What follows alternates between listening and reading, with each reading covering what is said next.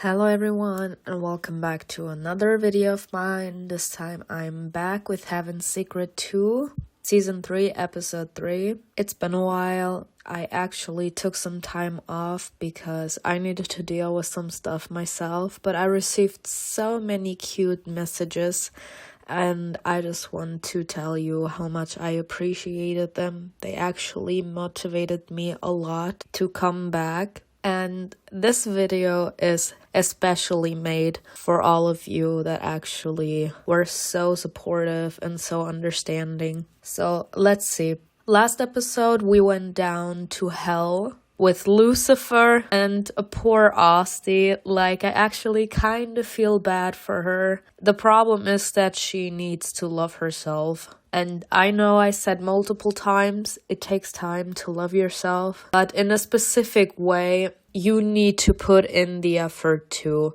As in, you yourself need to know that you are worthy of being loved. And no matter how little that part of yourself is that believes that you are worthy of being loved, then that means that you can actually start to look for someone that makes you feel loved. Okay, so I hope that we get to match Asti up with someone, or at least that we get to witness her change in personality. Because apparently when you're not in the Lucifer route, they sleep together. In a certain sense, they're trying to find comfort in one another because they're both struggling internally with what's going on with their families. And the only person that ever was capable to make them feel something was each other. So every single time that they find themselves in a very confusing and difficult situation, they always go to each other for moral support, and it usually ends up in sleeping together, as in hope of numbing the pain. Even though I think I said it multiple times, that's not how things work, because that's only give you like a second of eternal happiness and then the pain will come out again. It's like drinking. As soon as you are sober again, you will have gained nothing besides a buzz. That's the only thing you will get out of this. Like, you actually need to deal with your problems. And I think the biggest problem in our society is that we don't really get taught how to deal with our problems in the first place, whether it's physical pain or psychological pain.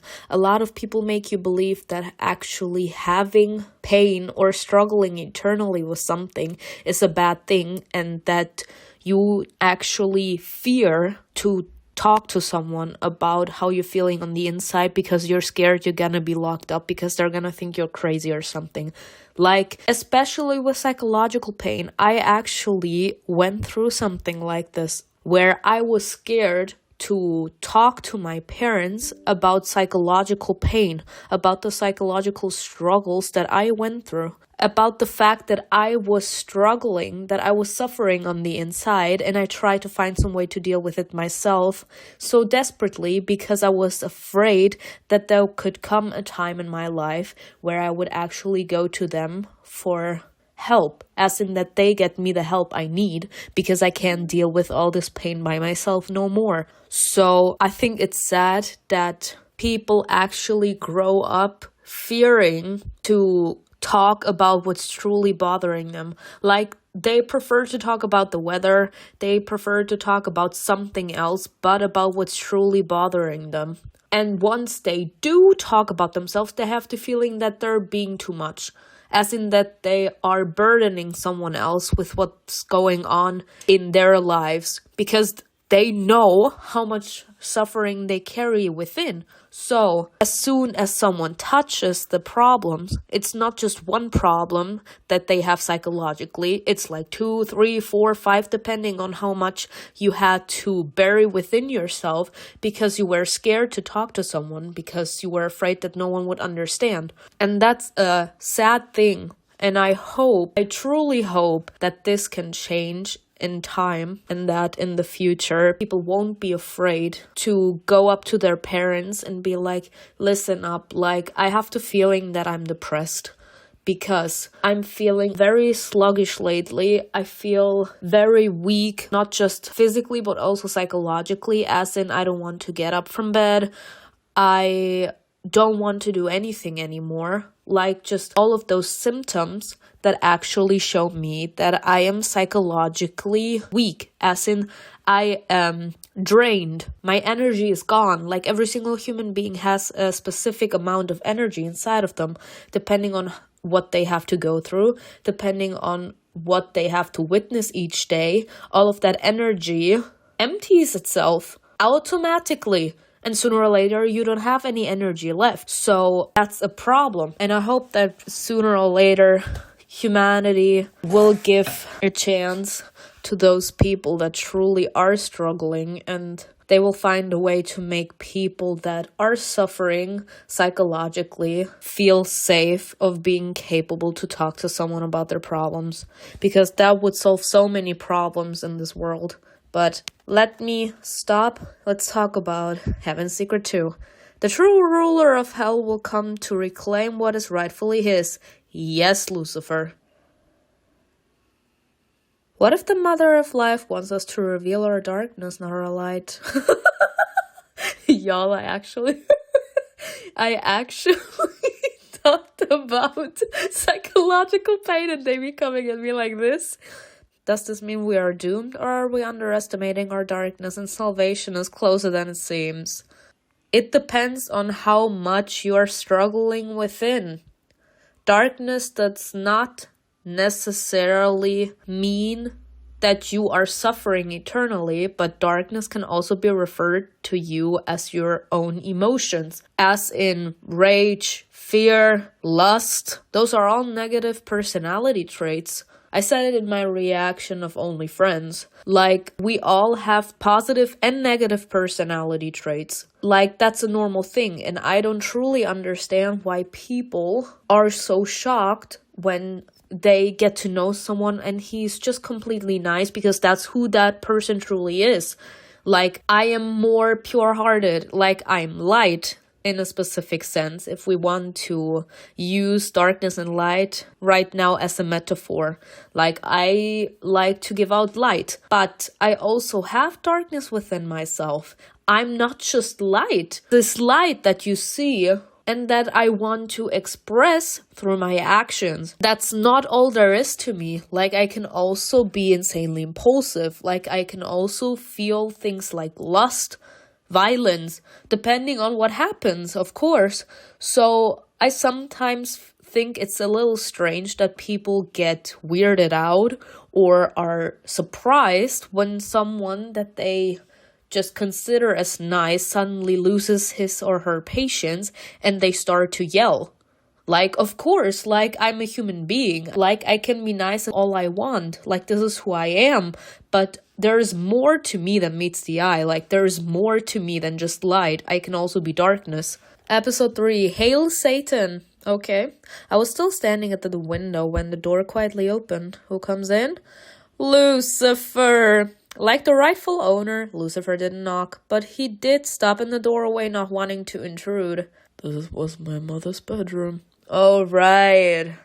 Like one of his ex-servants, because apparently they don't think of him as the rightful ruler right now, because hell apparently already has a ruler, which is something I don't understand, since Play completely closed hell off. But okay, I feel bad for him.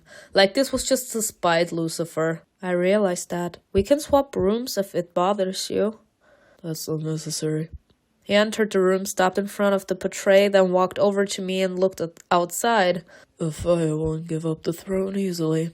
And who says that he has a say in this? You're the rightful owner. Like, this is something that I don't understand. You need to earn stuff, okay? Like, that's a normal thing. I can't just say, for an example, I want to be famous. And as soon as I meet a famous person, I'm gonna impersonate them and I'm gonna take what's theirs.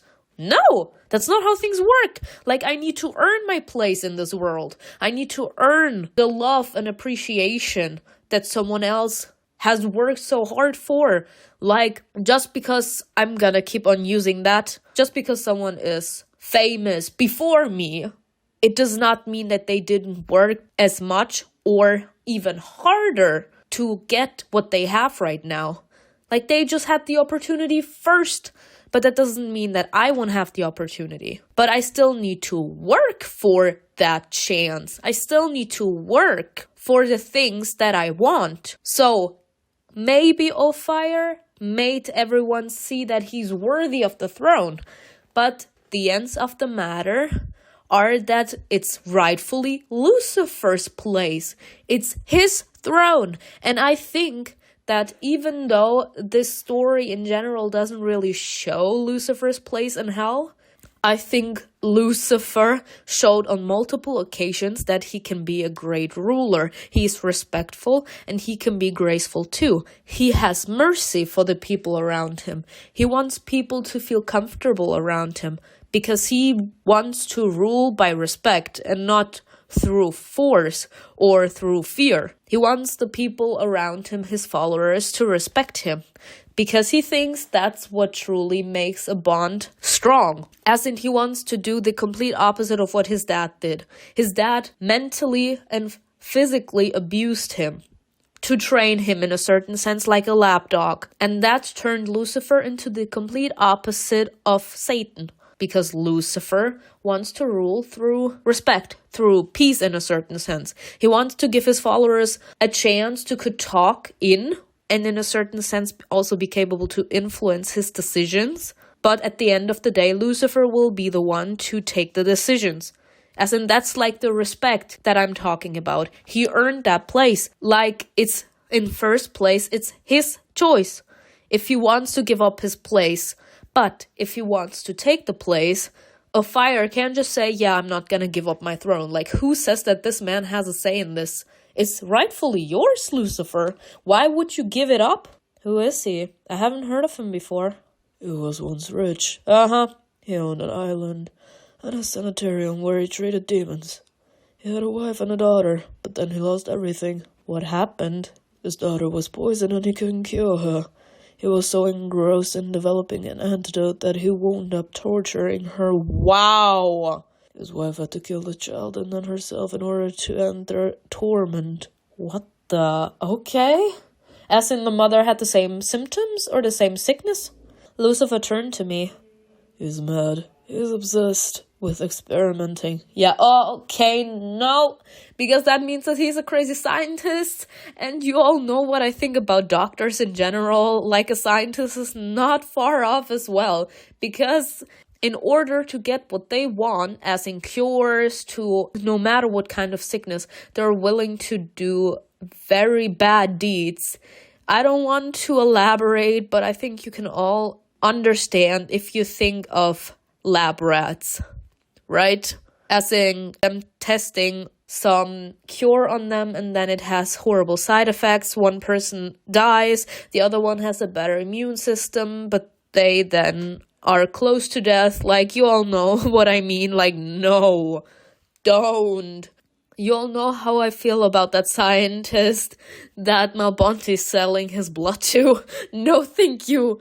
All this time, Ophir was in prison. Blake released him and gave him the throne. Oh, hell no. She wanted him to bloodshed into chaos. Yeah, no, thank you. He touched the curtains, then his lips curled in a snarl as he clenched the fabric in his fist. So this man did nothing to deserve the throne. Like I said, I'm gonna go back to my original thing. What makes him think that he has a right to say if Lucifer can go back on the throne or not? Who knew it would all end like this? Tell me about your childhood here. Something happy. Do you think I have any happy memories? What about your mom? If you didn't, it wouldn't hurt you so much to touch these walls. You wouldn't be afraid to look around. You wouldn't care. He smiled, albeit somewhat sadly. His good memories all have to do with his mom. Have you been watching me? Do you really want to know? I, in general, me myself, I'm a very observant person. Like, in general, I would consider myself an introvert, as in mostly an introvert, but I'm like both. I'm an introvert and an extrovert. I think there's actually a definition for that, but I don't know that, so if any of you know, please write it down in the comments below. But mostly, I am more like an introvert. Before I actually get in touch with a person and I personally talk to them, I like to observe them first. I try to feel out their energy. If their energy in a certain sense matches mine, I feel more free of being myself. If I don't match that person's energy, or that person just gives me off vibes, I try to be as neutral as possible, as in I don't give much away from me. I tend to keep it more neutral, as in I am nice, of course, because I know about respect and all of that. Like, don't get me wrong, but I don't talk too much about myself because I have the feeling the relationship between the both of us is not gonna work out well. So, yes, I've been watching you, Lucifer. No more than the others. Lies, I say, I'm watching him. Then you're observing. Yes, Lucifer, exactly that. Lucifer sat down on the edge of the bed, scratching his chin thoughtfully as he continued to examine the chambers that once belonged to his mother. He began his story. Demons don't give birth to children very often. I think it has something to do with immortality. I never told you, but I had a brother. Why? What? He had brothers? One died in the womb. The other barely lived to be 6 years old. Oh no. It was long before I was born. Mom fussed over me. Father despised me. I would like to understand why he despised him. Because in Heaven's Secret, he actually thought that this was a hate-love relationship between the two of them. Like, I think you only find that out when you're the Lucifer version. He was like, I despised him just as much as I loved him. He thought that his father felt the same way, but apparently he only had hate for him left. Here in Heaven's Secret 2, we kind of saw that Satan was willing to sacrifice himself for Lucifer, so that kind of shocked me. Maybe that was him trying to make amends for all the things he screwed up in the past. Even though I think, depending on how long something happened, it already left its scars and it can't truly be fixed, but you can just start to move over it because you're like, what can I do? Like, it happened. I suffered because of that. Like, what good is it gonna do me if I keep on holding the grudge? But there are things that just, because of the horrible things that happened between two people, there will always be something bothering them because there has been this big thing in their past that changed something between these two. Like, something broke. And depending on how big that thing is, it is impossible for that thing to be cured. And there will always be something standing between these two people. He'd wanted a son so much, hoping that he'd be like him. And then I was born, reminding him of mother. Oh no! He didn't have a small soldier, he had another wife. He loved his wife, but his son was his heir. He expected strength and cruel composure from an heir to the throne. Well, then how did he manage to fall in love with your mother? Like, I can't change who I am. There are some DNA inside of us that are more dominant. My father had blonde hair, and my mother had brown hair. And the brown hair is more dominant than the blonde hair. So I got brown hair. Like, there is some dominance, as in when your parents' DNA mix, you as a child get the DNA parts of both parents that is more dominant inside of you. As in when your father has blonde hair and your mother has black hair, you have black hair because black hair is more dominant. Like, you can choose that your son gets your wife's heart, for example. Like, what is this? Despite that, in the moments when he wasn't around, my childhood was bearable. He chuckled, remembering. I spent times in different places of entertainment, playing cards with Sukubi. Lucifer! Ooh! Okay! Oh, I love this. In a story of mine, I already put in Sukubi because I love this. Mister, you really don't give a damn about our heads, do you? I was always greeted with these words at the gambling house. Hang from mon facons, Carlos, forever if your mother finds out, or your father, or... He swallowed hard. Behemoth. They feared the proprietor of the entire entertainment industry within hell's biggest city even more than they feared Satan. Stop it, let's play. Of course, I love this. Look who came to see us. I don't remember their names. My father killed them and hung them up for everyone to see as one of the incubi predicted. Ugh, but I remember their faces as a child. I dreamed of visiting their island. Would the master like to taste some glyph? Stop it. Did you make this drink? The succubus leaned over me, letting the ends of her hair touch my shoulder. That's right. How about a bet? If you lose to me, you'll drink glyph. What if I win? You'll get a wish. Succubi were descendants of the demon Varanchalan, who could transform into anyone. Cursed and serpentine, like Virtue Man's main form, the succubi were born ugly but took on a seductive appearance with age. They were lustful and incapable of attachment, but they always treated me with respect. Perhaps they hoped that when I became Satan, I'd help them gain a higher position in society. Or maybe I've always had a place among the likes of them. I won. What a clever fellow you are, sir. Did you let me win? How could I? What is your wish, sir? I want to try glyph. Sir, you could have lost. The succubus laughed. The incubus only frowned. You knew he'd do that, right? She playfully flicked me on the nose. The important thing is that the master likes it. You'll have to wait a long time before he grows up and thanks to you. I'll wait.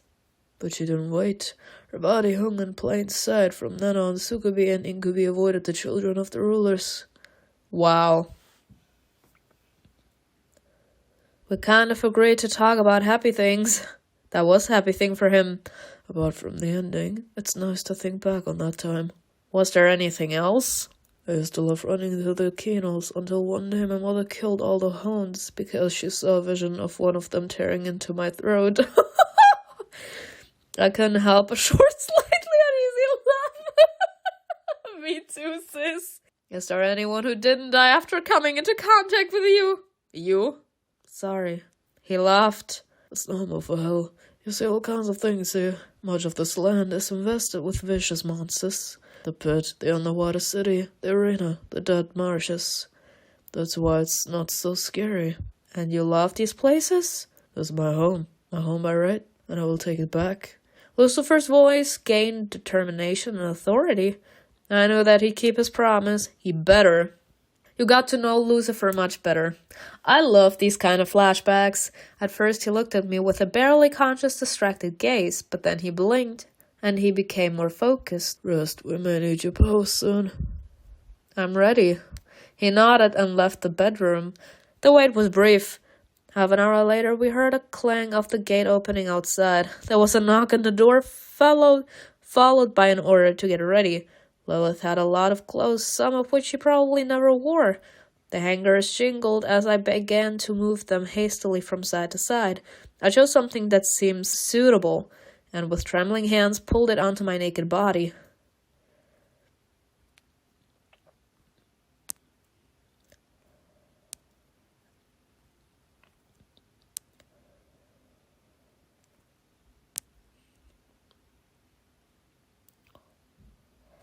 I don't know. This? Honestly, I didn't like any of them, to be quite honest. Then I sat down at the dressing table and looking at myself in the mirror began to comb my hair.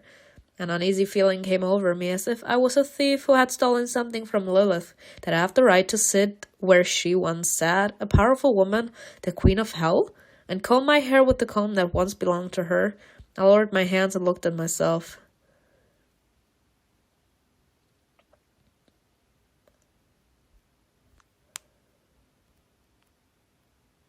Bestia. I don't know if it's Latin too, but I know it's in Italian. And I think you all know that it means beast in English. A servant knocked on the door and politely asked me to hurry up. I didn't linger and went downstairs. Don't touch that. Astaroth was picking at the paint in the corner of one of the portraits, either out of interest or out of disrespect for the ruler's past. But he pulled his hand back, shuddering at Lucifer's thundering voice. You bow down to these who don't deserve it. Astaroth pointed at the image of a man who sullenly peered out from the canvas with a sort of weary regret. Alphas killed everyone who opposed the war with the underwater city. He committed genocide. Ooh? His fingers slowly moved further. Azrael threw hell into ongoing wars. The blood flowed in rivers, soaking the ground instead of rain. And don't mess with Astaroth, y'all. This man is unpredictable, just as Lucifer, just as MALBONTE. And then Beelzebub and my grandfather overthrew him, so show some gratitude, otherwise the likes of you would have been killed. Ooh! The likes of me were kept in the catacombs for centuries. He's not gonna respect you, sir. You're gonna have to earn this man's respect.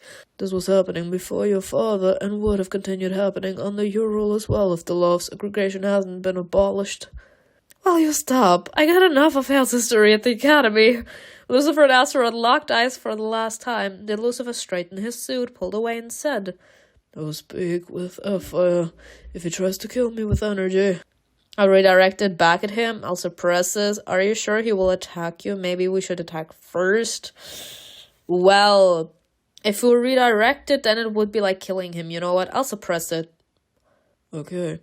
Several soldiers straighten up sharply at their commander's approach. The most important thing is no one gets to die, and especially not Lucifer. Beelzebub entered with a quick stride and stopped abruptly when he saw us in the hallway. Lucifer, are you ready? Yes. Be patient and don't let your anger make you do anything stupid. He's the hare. He knows what to do. I know. Then let's go. He turned on his heel and walked away from the castle without looking back or slowing down. We hurried after him. Okay. It was unusually cold in the hall where Satan presided. Large stained glass windows allowed the light of hell to pass through their multicolored mosaic, creating dissonant rainbow-like glimmers throughout the room. A fire launched on a massive throne looking tiny against its enormous back and armrests. He looked ridiculous, a misplaced part in a finely tuned machine. He was aware of this, and it amused him. It was a point of pride, not shame. Fire's burned lips curled as he delighted in our looks of disgust over the fact that someone like him was ruling over hell. He jumped up, spread his arms, and exclaimed, "Oh my God. It's an honor to welcome you to my humble abode." Lucifer's face twisted from the effort of containing his rage, but he managed, and bowing his head and greeting answered. Lucifer said, "Not today, sir." "Thank you for filling in for the true ruler all this time." Fire laughed and dramatically stopped short, glancing at the counselor Belial, and Sanelion asked his father, who stood silently behind him. "True ruler, do such things exist?" His face took on a cruel demeanor. "I didn't come here to discuss the nature of power." "Really? Tell me, why else would the son of the former Satan come here?" I felt Astaroth and Mimi tense up, and I became worried myself. As expected, our visit wasn't welcome. "You heard the voice of the Mother of Life. You heard her warning. So what? The disorder in hell must be brought to an end, lest we bring her wrath down on us." A fire took a step down, then another one. His gloves creaked as he gripped his cane tighter. His coat moved with him, shifting to reveal a hidden row of bottles that likely contained poisons. "How do you know what the creator of everything sees as disorder? The concepts of good and evil, who invented them? Who endowed our actions with virtue? Didn't she send her children to cause chaos in our world? Doesn't that speak volumes about her preferences?" Such thoughts torment many. If he's right, we're doomed. The Mother of Life is as sick as he is. I'll never Sorry, I can't with the third one.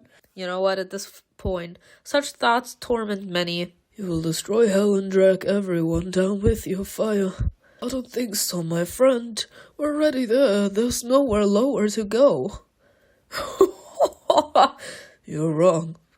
The Mother of Life hasn't left enough clues for you to find a solution to the riddle of survival. You love solving riddles. I do love it, but not this kind. While we still have time, I'd like to do what I do best. Who knows, maybe this is what the Mother expects from us, for us to show her what we're capable of, no matter how terrible our talent is. Lucifer clenched his fist. I glanced around at those present. Sonalian looked only at Astaroth. There was something protective and, at the same time, threatening in his gaze. Ooh! Oh, he fine. He fine. I hadn't seen Ossie's father before, and I was looking for her features in him. We didn't talk too much. But I didn't sense any resentment over the fact that my mother once deprived him of his title of throne. One glance at Belial, and I immediately looked away.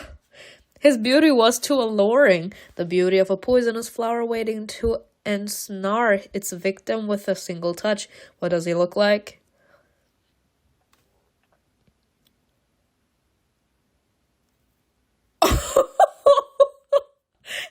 Become my sugar daddy, sir.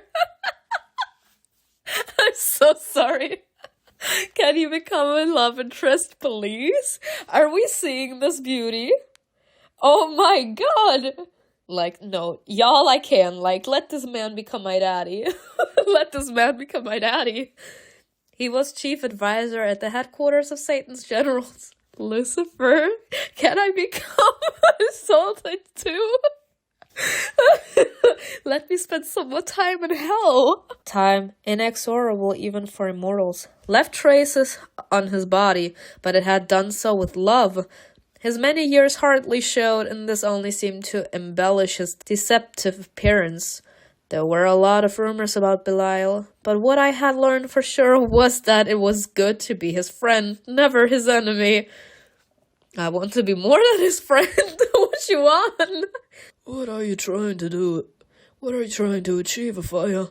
What do you want? Power? Glory? Afire bowed his head and grimaced, not from Lucifer's words, but rather from some disturbance within his own body. He took out a bottle and drank it. Steam came from his mouth and throat, quickly dissipating. Afire shuddered and smiled. I don't want anything, not power, not glory. Lucifer broke into a shout. Then what do you want? The situation was heating up. Power imposes boring obligations on us. It's not as sweet as many assume. Wealth, this is something the mortals desire. In their worthless lives, there is nothing greater than the gold coins with which they can buy some semblance of significance. Wow! He looked at Mimi. As mammon, glory, recognition, they're important to those who worry about the opinions of others, who want to look better than they really are. I have a different goal. When the horsemen came, I recognized the insignificance of our species. I want to fix this. Afire slowly wandered around the hall, waving his cane from time to time in thought. I'm just curious. Can I make us like gods? Flames burst from Lucifer's palm, but he didn't raise his hand. It was more of a warning. Beelzebub stood in front of him. He shook his head just slightly and threateningly murmured, No. Who are you to say something, sir? Let him be. Afire laughed. Your family, Lucifer, was perfectly suited to rule. You've tamed the fire, or did it tame you? Ha ha. You unlocked your second hypostasis, right? I've always wondered if it's possible to destroy the first worm, leaving only the primeval essence. What do you say? What do you say? Will you help me with this experiment? Afire nodded to Beelzebub, who grabbed Lucifer, quickly turned him around and shackled him. Excuse me! We barely had time to move as we found ourselves surrounded by the Supreme Commander's army. I want you. I know. Hands off! Mimi began to put up a fight. Astaroth managed to push one soldier away and shot a blazing ball of energy at another one. I had never seen anything like that before, some mixture of energy and elements that combined to make the ball stronger, hotter, and faster. Little bastard. Is this how you show your gratitude? Sonalian wanted to attack Astaroth. Nah, baby, you stay where you are. But I suppressed the flow of his energy. Try me. Path of Composure will go with you. Voluntarily. No, I sure as hell won't. Simona. Me too, sir. Me too. What's wrong with this bitch? Like hell I will. Do you want to die here? For what? Simona's right. No, I'm not. I sure as hell am not going anywhere with you. Where the fuck are you gonna put me? What the fuck are you gonna do with me? No! Lucifer extinguished his flame. We give up. That's it. Me! me, Astaroth! Me too! What? I advise you to learn from your elders, Astaroth. Lucifer was once as hot-tempered as you. Well then, thank you! Welcome to the club, me too! And here he is, but not on the throne. A sun alien. You're right, before I wouldn't even talk to scum like you. Honestly, but shut up. Stay in your corner. A fire came closer to me, looking at my face with fascination. Bitch, step away from me before I shoot you. He touched my hair and only smiled when I irritably jerked my head away. I've heard of people like you. You're broken. We produce energy and you destroy it.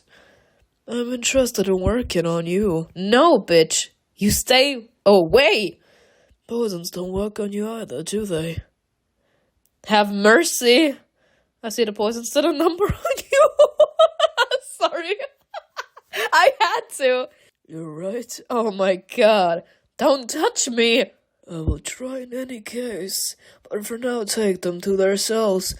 Y'all, what is wrong with this girl? She was like, we're coming with you willingly. We're gonna put ourselves in the cell. Do I look like I do? The soldiers grabbed us, shackled us, and secured our wings with threads. Of course. Like this woman keeps on getting dumber. During my years as an immortal, I learned a lot about the structure of the world, including hell. I'd only been in this place once when Lucifer locked me in one of the cells. Back then it seemed terrible to me, but I'd never imagined I was only seeing a sliver of the horror unfolding there. Fidero's powerful energy could still be felt within the walls of the prison he once helped build. Walking past the cells and looking closely, it was apparent that the prisoners were punished according to their crimes.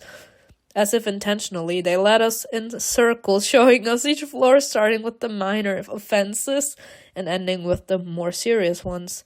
I didn't understand why at first until we passed by an empty cell that had been blackened by fire or something else. A resinous hardened mass remained in some place. What is this? A fire was locked in here once. While trying to find a cure for his daughter, he infected many mortals with new diseases. He experimented on his wards. He spent decades locked in here, standing in chains. And he doesn't seem to understand what's wrong with the entire situation that he's helping him. Beelzebub pointed up where a shard glass sphere remained from time of fire's imprisonment. He poured something like acid on him, burning his flesh. When his skin grew back, this liquor was poured on him again, and it happened over and over until plague released him. Wow. That's horrifying. We went further. The demon Ariok sat in a corner. He kept a record of the prisoners and entered our names with a dreary, distant look of longing. We walked through a few more corridors and were told to go into a cell. Oh my god. It looked ordinary without any sophisticated devices. But we knew that a fire would leave the worst for later, and the cell wasn't a thing to fear. A fire could send for us at any minute. Beelzebub, don't ask anything of me. It was a strict command. A fire will destroy hell. Beelzebub took a step back and coldly said to his subordinates, "Close it." He didn't take his eyes off Lucifer until the lock clicked, and then he turned around and left. Lucifer hit the bars. The chains of the shackles clanged against them. So, what should we do now? We could have at least tried. Beelzebub's army is well trained. We had no chance of escaping unscathed. Whose side should I take? I'm sorry, I support Astaroth. Like, what kind of bullshit is this? I came in here just to be locked up for centuries? Astaroth is right. He's strong enough to help in a fight. A fire has taken your throne. You must. You supported Astaroth, not Lucifer. Yes. I am on Astaroth's side here. I came in here to reclaim what's mine, and I can't reclaim it if I don't get rid of Beelzebub's army. Technically, I need to get rid of Beelzebub. The second I get rid of this man, the army won't have a ruler. I will take back the throne. But that isn't the most important thing right now. All I can think about is ensuring that he doesn't bring the Mother of Life's wrath down on the demons. Lucifer sat down and found an iron nail, which Sim probably once tried to use to remove their shackles. He began to draw something in the thin mixture of sand, gravel, and dust that covered the floor. What are you doing? I'm drawing a map of hell. Are you planning an escape? Maybe. Mimi, remember how as a child you influenced the servants so they would bring us sweets? Of course. Oh my god, I love these two. We need to arrange something similar now. I'm wearing shackles. So how can you suppress their influence? I don't know. They're inanimate objects. But it works the same way somehow. You have to try. I'll try, but what are you up to? Lucifer stood up. You'll see. The squad is back together. He pointed to the map under his feet. Belial has ears all over the city. Wherever we go, we'll find out about it. He may not tell a fire, but we can't take any chances. The catacombs. Moloch is in charge of everything there. I don't think Belial knows about everything that happens. Tell me more. Are there exits from there? Servo. Astaroth squatted down and drew lines representing the underground city. I'm sorry. A Lucifer and Astaroth teamwork? That's something I didn't know I needed. The catacombs are like a maze. We can reach any point on Earth, and from there, get to heaven. Is it dangerous there? Not more than anywhere else. Me too, Astaroth. Okay, then you will guide us. Lucifer walked up to the bars and began hitting them with all his might. He acted like he intended to break them, although he knew perfectly well that no force was capable of that. At first the guard didn't pay attention, but the noise began to irritate him. He approached her cell. As soon as he was nearby, Lucifer grabbed his clothes and pulled him closer. Mimi immediately reached out and touched the guard's face.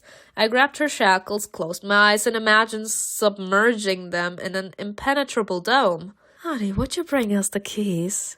The guard continued to struggle. Will you free us? I love this, but he didn't listen to her. Damn. Lucifer pushed the guard and he crashed into the wall. He stared at us in fear, then jumped up and ran away. It didn't work. At least you tried. I'll report to Ariok. So what? He doesn't care about anything as long as the prisoners is behind bars. Ariok will report to Beelzebub. You want to reach him? Instead of answering, Lucifer went to the far corner of the cell and sat down on the floor. Half an hour later, Beelzebub actually showed up. He silently stopped near the cell. I know you want to teach me a lesson, but I also know that you won't let that bastard experiment on me. The future of hell is the most important thing to you, and Belial doesn't like whispering advice to an unpredictable madman. Beelzebub stepped aside. A guard hurried past him and opened the cell with trembling hand. As soon as the bar slid open, Beelzebub grabbed the guard by the neck and smashed his head against the wall. Damn! It's the best if I didn't find out who gave the order to open the cell. Belial will command his monsters to close their ears. They won't follow you, or fire won't know anything until it's too late. Thank you. Now go. Ariok won't touch you. I don't know what to do with this situation. Beelzebub's soldiers were all over the city, but they didn't pay attention to us. They diligently pretended not to see us, but we also tried not to catch their eye.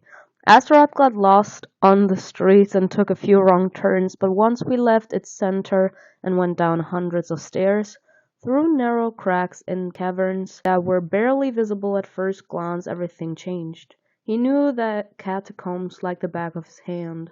I mean, he lived there his entire life. He warned us when to bend down and when to watch or step. He knew where bats might lurk and where light was needed because not even the eyes of immortals could pierce the pitch darkness. Finally, the narrow passages ended and we found ourselves in an underground city, a realm of outcasts. Wow. Now that's a little extreme. I love this. Look at those backgrounds. In hell, there was light because of the lava and blazing fires, but there was none of that in the catacombs. There was only icy darkness devoid of any light. I looked around, trying to understand how I was seeing anything at all. What was lighting the city? But I couldn't figure it out. Demons in rags wandered down narrow streets cut into the cavern floors. The crooked houses were carved by an inept sculptor, or maybe a butcher, who wielded a hammer and chiseled like an axe, chopping off slabs without caring about their shape. There were countless stairs everywhere. Hundreds of secret passages lurked in the walls, the ceilings, and underfoot. The residents quickly shuffled along, hunched as if they were all trying to disappear to remain unnoticed. Is this where you and Christopher grew up? Hundreds of half-breeds grew up here. I can't believe that Sifa didn't know about this. Maybe he knew, but it suited him to have us hiding here like rats afraid of coming to the surface. Tell us about the catacombs and your past. I want to know. Like poor him. He and Christopher had to hide their entire lives because he was like, nah, you're too powerful. Like what? Astaroth sighed, looking around at the stone ceiling and walls. The catacombs are an endless underground maze, but they weren't always. At first this place was an enormous mass grave, where demons dumped the bodies of those killed in the first war between angels and demons. What an abomination! Me! Didn't you know about this? I'm sorry, sir, I can't know everything. I knew, but I didn't think that the catacombs were that same mass grave. There's a legend. They say that one of the original angels collected the bodies and mourned them for as long as she could. When there was no longer any space, she dug a tunnel with her hands, digging until her nails broke and her fingers bled. Her blood mixed with the sand of the tunnel walls, forming the bodies of her servants, and her grief breathed life into them. These silent servants, the embodiment of her grief, gradually began to carry out her work, expanding the catacombs and burying demons. Where are they now? They've dug so far that none of us dare to go down there. Near the magma core. Are the catacombs really that big? Yes. Beyond anything you could ever imagine. Now it's a vast underground city with its own inhabitants. Like in any other city, there are rich and poor areas. Most people live in the poor areas. They've been rejected by society. They're the outlaws, like half-breeds and fugitives. As for the rich areas, that's where you find those who are close to Moloch, the unofficial rule of the catacombs. I haven't gone there, and those who have don't return. They have their own secrets. What was it like for you to hear? We grew up here, without seeing the rest of the world for a long time, but we got accustomed to it and took it for granted. Half-breeds are often sent to do hard labor to earn a living. Wow! Yeah, because they're more powerful, and there is barely anyone like them, so they are capable to endure more difficult tasks than just solely angels and demons. So in a certain sense it makes sense, but on the other part, I have to repeat it every single time again and again. They didn't choose to be like this. They didn't choose to be born half-breeds. Why are they being punished by society and even by God? Technically, Sifa was God, just because of how they grew up. They didn't choose to be like this. They didn't choose to be born half-breeds. Why are they being punished for something that they had no control over? I don't understand. We dug new passages, repaired houses, and carried water. An alien took the strongest half-breeds under his wing. He chose my brother and me and taught us. And now he wants to kill you guys. Okay. That's what you get when you try to form alliance, y'all. When they introduced us to Torrendo, he told me that we'd have to open the seals. Was this before plague came? I don't know, but there had been no attacks yet. Torrendo was close to the horsemen. Wasn't Torrendo the one that told us how to free MALBONTE? He told us this riddle. I wouldn't be surprised if he knew about this from the very beginning. What if he forced Tito to open the first seal? Eliza was dead. He had to free her somehow. A demon passed by. He turned to look at us, then hurried along. Let's go. If Moloch finds out we're here, he might hand us over to your fire. You've learned of Torrendo's... Let's go! Strength! Astaroth led us around the city. We walked along winding paths that overlooked a cluster of houses belonging to outcasts. From time to time we heard screams bouncing off the stone walls and echoing for a long while before they gradually faded away. How far have we gone? Far enough. At some point Astaroth stopped and began to laugh quietly. What's wrong? Me! Lucifer! Like, I'm sorry, but baby, this is a nervous laugh. What's the matter? Astaroth smiled. Christopher and I often went to Earth. We would take this path. Oh, he's reminiscing in beautiful memories. I feel bad. Honestly though, where is Christopher? I said it in the last episode as well. Where is this man? I think he has been missing for the second half of the second season already. Like, where is he? Can you feel it? Mimi marched forward a few steps. Christopher? It's his energy. Is he here? Come out. Is he here? Is he here? From somewhere above, hiding among the narrow passages, Christopher jumped down. Let's go! Y'all, I missed Christopher. He landed in front of me and smiled guiltily, noticing how I flinched and recoiled. Then he turned his gaze to Astaroth and smiled even wider. Oh my god, stop! I'm so happy he's back. I'm so sorry. No, but Christopher, I can't. He'd be hiding this entire time.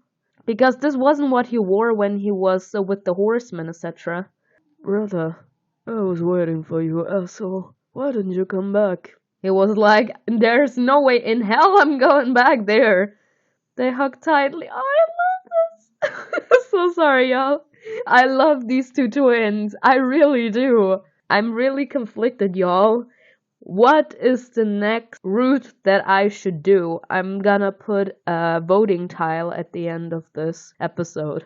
Like, after I release this episode, I'm gonna put a voting tile up. Who do you want me to go for after MALBONTE? Astaroth, Dino, Lucifer, Mimi, Hunger, or War? And let's hope that Belial is also love interest. I'm so sorry, but he's fine as fuck. Don't lie to me. I thought you were still on the horseman's side. Oh no, Christopher. You underestimate me. Are you with the Order now? Yes? I don't know. Maybe. That's the biggest lie you've told, sir. Christopher noticed Mimi and froze, staring at her with a smile. Let's go. I'm so sorry, y'all. I did push these two together. Mimi approached him and punched him lightly on the chest. That would have been me, though. Coward, where have you been? Oh god, I love this. He laughed affectionately, stroking where Mimi had hit him. I love these two, oh god. I'm glad you're worried about me. I was worried about you! But let's be real, Mimi has been asking for Christopher a lot. So yeah, she was worried. Yeah, Mimi, silent. Is the exit to Earth somewhere around here? Yes, a few minutes to the first bench. Okay, then keep going. What about you? I wanted to make sure you got here safely. Oh hell no, and he be going back. But I can't leave yet. Why? Hell is my home. I can't just leave a fire to rule. Do you want to go back to prison? Me! It's too dangerous. You're thinking like a true ruler. A fire needs to be taught a lesson, but you're thinking like a true ruler. This is my home. We're coming with you. No. Yes. We have a mission. Exactly. We came together and we'll leave together. I'm sorry, Lucifer. How exactly are you imagining this? We went here together and we were all together thrown in prison. And you think that you can take upon this man one-on-one? Lucifer was silent, agonizing over our words. We won't be a burden. We'll help if necessary. Okay. He turned around and began to walk back. Just don't get in the way, and try not to catch Beelzebub's eye. It will kill me for coming back. I mean, he did warn you. We walked back faster. Our rattled nerves hurried us along and forced us to quicken our pace, ignoring any fatigue from our ascent. We didn't stop in the city.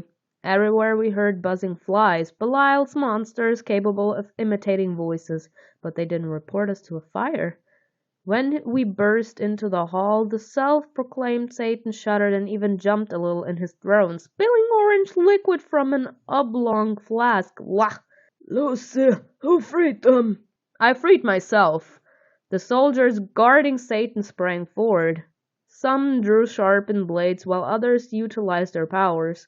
Lucifer took several long strides and shifted to his second hypostasis, opening the gates for his power's full potential. Period. Oh my god! This looks even better than in Heaven's Secret. Oh my god! Path of strength, period. Finally! No more insufficient strength. Path of strength! I absorbed all of the soldiers' energy at once. No matter how much they attacked, their powers kept striking my invisible wall. At first my body tensed up, and everything started swimming before my eyes, but I pushed my weakness aside and the sickly feeling passed. Thanks to me, Mimi, Astaroth, and Christopher were able to handle Satan's guards without any problems. A fire sat on the throne, giggling and continuing to swirl the liquid in his flask. Why can't we just push over the flask? Whatever that liquid is, apparently it's making him become even more delusional, even more out of his mind. If he doesn't have those flasks, apparently he seems to be dependent on those flasks. Maybe they are heightening his delusion, or they're helping worsen his psychological state. So why don't we just get rid of that? He seemed more interested in his experiment than the fact that he was about to be dethroned. Just killing him won't be enough. A madman on the throne is dangerous. I'm gonna be the path of composure, apparently. Finally, Lucifer reached him, grabbed him by the collar of his coat, and threw him to the floor. Period. You be sitting on my throne, sir.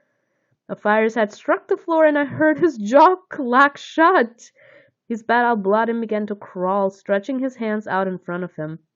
What you be doing now, stupid? Lucifer said, mine. Lucifer advanced slowly. They both knew how it would end.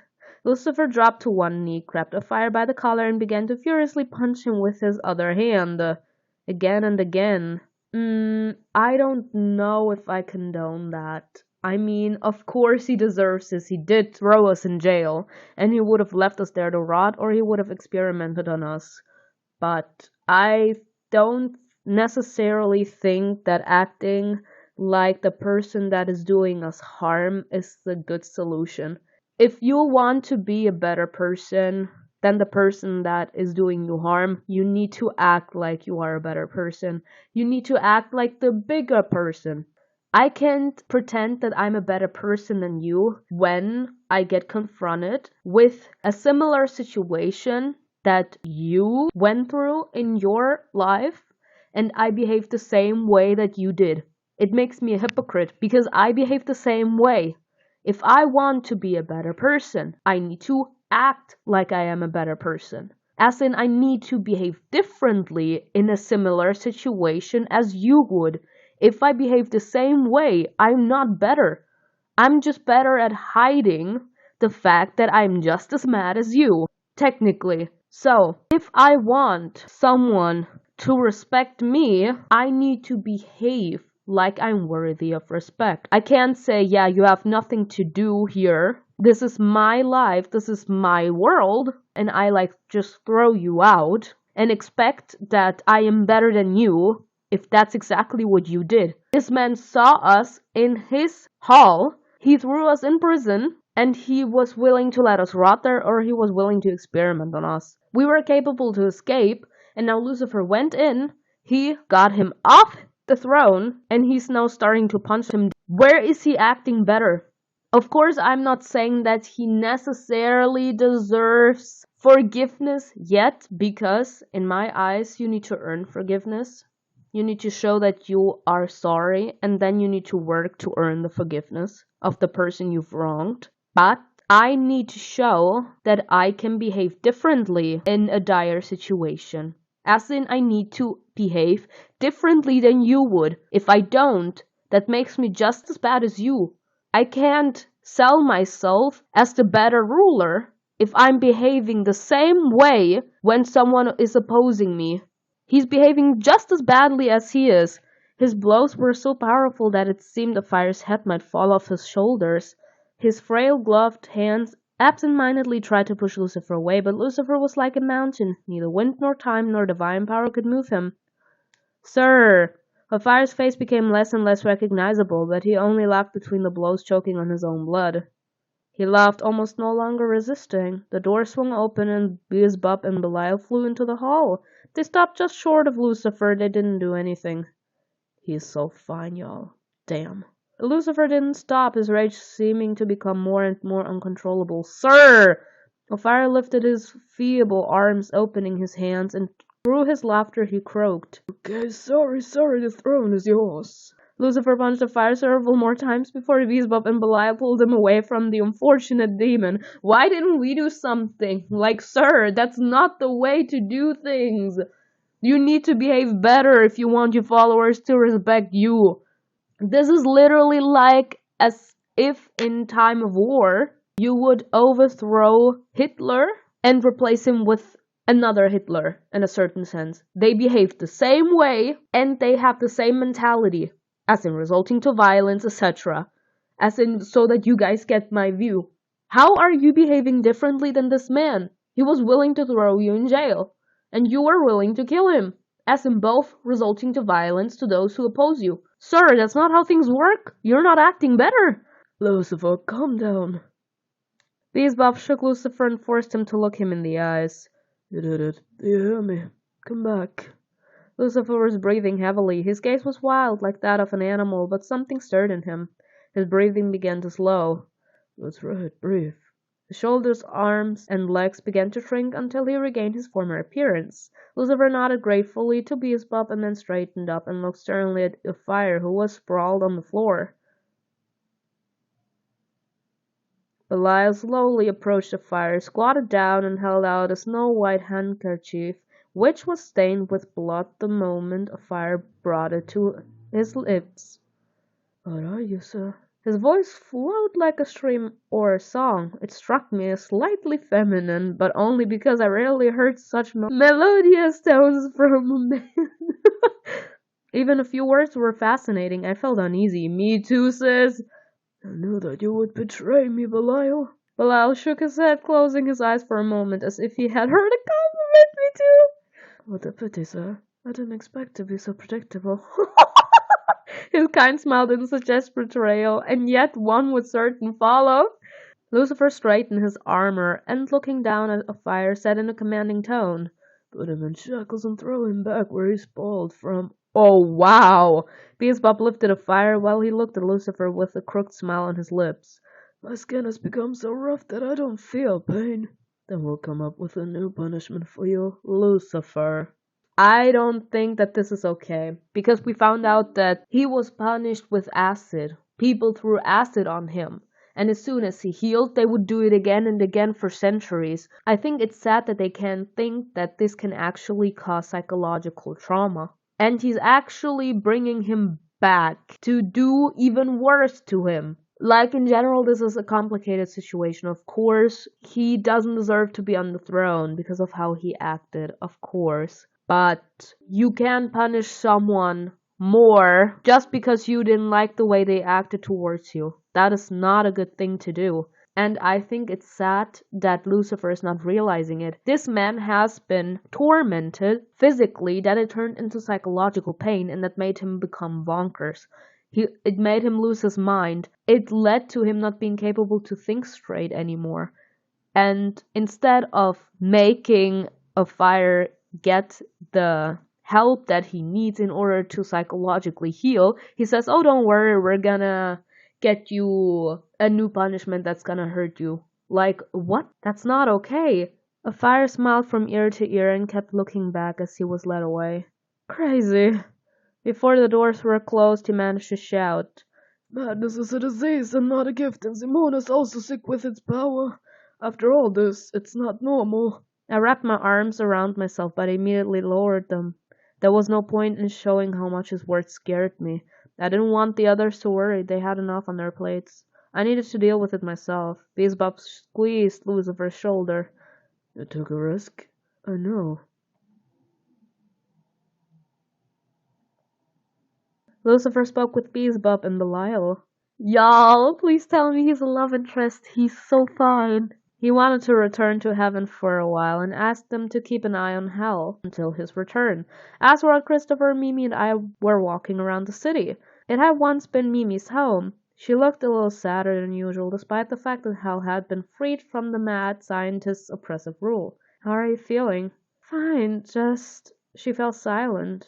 You can't stay here if you want. No, my parents are still in the order. There's nothing for me to do here right now. But I missed it. I don't miss the catacomb. Astaroth. That's understandable, Mimi. But even there, it was good at times. Lucifer finally said his goodbyes to Belial and Beelzebub and returned to us. Mimi took one last look around hell and then we got moving.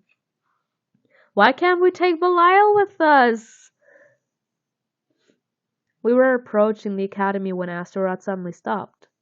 Something's wrong. Lucifer drew even with him and also peered into the distance. He noticed something and his voice took on a note of alarm but remained collected. Let's fly. Faster. Uh-oh. I soon realized what they were so excited about. Dino was hanging on with all his strength, clutching the handle of the door. Hunger stood before him! Excuse him! The horseman turned around when we landed and looked straight at me. What you want? Why are you here? Hunger smiled faintly as he said, I want to teach you how to kill. Oh, hell no!